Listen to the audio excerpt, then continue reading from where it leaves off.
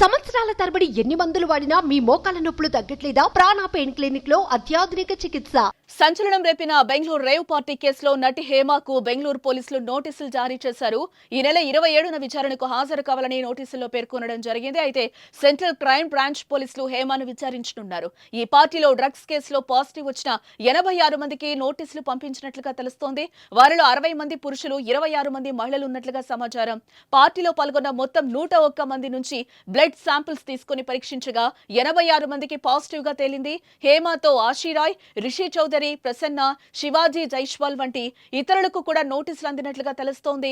అయితే 27న జరిగే విచారణలో వారందరికీ కౌన్సిలింగ్ ఇచ్చి వదిలేస్తారా లేదా చట్టపరంగా చర్యలు తీసుకుంటారా అనే చర్చ అయితే జరుగుతోంది. ఇప్పుడు ఈ కేసుకు సంబంధించిన సినీ రాజకీయ ప్రముఖులెందరో ఇన్వాల్వ్ అయినట్లుగా తెలుస్తోంది. పాజిటివ్ వచ్చిన వారందరినీ వేర్వేరు తేదీలో విచారించనున్నారు. ముఖ్యంగా రేవ్ పార్టీలో డ్రగ్స్ ఎక్కడి నుంచి వచ్చాయన్న దానిపై విచారణ జరగనున్నట్లుగా తెలుస్తోంది.